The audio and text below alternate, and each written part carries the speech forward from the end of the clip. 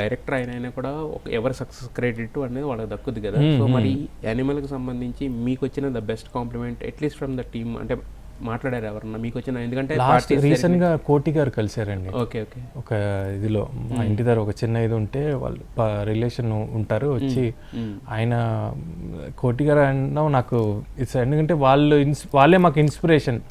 చిన్నప్పటి నుంచి వాళ్ళు మ్యూజిక్ వింటా వాళ్ళు చూస్తూ మనం పెరిగాం.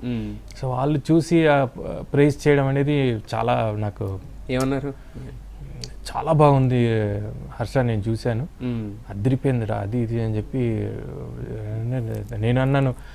మీరు చేసే background score Hindi film Tirumurti అవన్నీ ఇన్స్పైర్ చేసుకుని చేశాను అంటే అలాగా ఓ నైస్ అండి ఆయన సంతోషపడ్డారు. నిజంగా అప్పుడు అనిల్ కపూర్ గారి ఫిల్మ్ అంతా ఆయన బ్యాక్గ్రౌండ్ స్కోర్ చేసేవారు.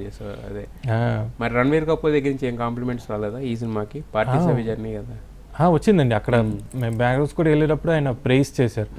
ఆ ట్రాక్స్ అన్ని మేము సౌండ్ అన్ని విని చాలా హెల్ప్ అయింది రమి నువ్వు చేసడం. అంటే ఫిలిం ముందే ఈ స్కోర్ మేము యాక్టింగ్ చేసేటప్పుడు ఈ స్కోర్ రావడం నాకు ఫస్ట్ స్కోర్తోనే యాక్ట్ చేయించారు. జనరల్గా అంటే ఆర్ఆర్ అనేది ఎప్పుడు కూడా యాక్ట్ చేసిన తర్వాత యాడ్ చేస్తారు. ఈ మ్యూజిక్ వేసుకొని అక్కడ పెర్ఫార్మ్ చేయడం అనేది చాలా ఎమోషన్ అంతా హెల్ప్ అయింది నాకు. చాలా పొగిడారు. ఇది ఒక కొత్త different kind of show. General గా డైరెక్టర్స్ ఎవరు అలా చేయరు కదా. చేయరు. అవును, చేసిన తర్వాత మనం వేయాల్సి ఉంటుంది కానీ ముందు అది ప్లే చేస్తూ చేశారంట.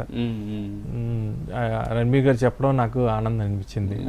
అంతే కదా, అంత పెద్ద స్టార్ నుంచి కాంప్లిమెంట్ ఇది. అదే మీరు చెప్పిన దాని ప్రకారం చూస్తే ఏంటంటే ఇప్పుడు ఒక సినిమా సందీప్తో కమిట్ అయితే కనుక ఇంకా దానికే డెడికేటెడ్గా ఉండాలి కదా. మరి దానివల్ల మిగతా సినిమాలు మీకు చేయడానికి కుదరదు కదా, దానివల్ల మిస్ అవుతున్నాయా సినిమాలు? లేదంటే కనుక లిమిటెడ్గా వెళ్తున్నారా? ఎలా సెలెక్టివ్గా చేస్తున్నారా సినిమాలు? ఎందుకు ఇప్పుడు వచ్చే అప్రోచ్ అనే సినిమాలు అంటే మనం అన్నీ మాట్లాడి మన యొక్క ఇదిలో జోన్లో ఉంటే మ్యూజిక్ ఇది అన్నీ కలిసి వస్తే టైం లైన్ మనకి ఈ రిలీజ్ ఉన్నాయి ఇది ఉన్నాయి అని బట్టి ఓకే అంటే చేస్తున్నామండి. ఫిలిం అయితే ప్రస్తుతం అయితే ఒక మలయాళం 2 ఫిలిమ్స్, హిందీ ఆ తర్వాత వెళ్తుంది. ఎందుకంటే ఈ ఫిలింకి మనకి టైం ఉంది కాబట్టి. సో ఆ ఇదిలోనే వెళ్తున్నా. ఎందుకంటే it will take 1 year or 6 months for a movie to release. అయితే ఒకప్పుడు మీ పేరు బాగా వినిపించింది సార్ నాకు. అంటే మీ వర్క్లలో నాకు నచ్చింది సాక్ష్యం అనమాట. సాంగ్స్ కానీ ఆ బ్యాక్గ్రౌండ్ స్కోర్ అయితే కనుక గూస్ బంప్స్. అంటే స్టఫ్ ఎంత ఉంది సినిమాలో పక్కన పెడితే ఆ మ్యూజికల్ పరంగా టెక్నికల్ పరంగా నాకు చాలా హై స్టాండర్డ్స్ అనిపించింది. బయటకు వచ్చిన తర్వాత మళ్ళీ మనం హమ్ చేసే అంత ఉంది ఓన్లీ ఆర్ఆర్లోనే. సో అప్పుడు వరుసనే పెద్ద పెద్ద సినిమాలు పడి ఎవరబ్బాయి హర్షవర్ధన్ రామేశ్వర్ అని అనిపించింది. బట్ కాకపోతే మళ్ళీ 2000 నుంచి కొంచెం డౌన్ టౌన్ అయిపోయారు. మళ్ళీ యానిమల్ వరకు పెద్దగా నోటబుల్ వర్క్స్ ఏమీ రాలేదు. అంటే ఏమైంది ఆ మధ్యలో? ఏం కోవిడ్ మేబీ ఒక రీజన్. ఎందుకంటే కరెక్ట్గా నాది కన్నులు దోచాయంటే 2019 రిలీజ్ అయింది.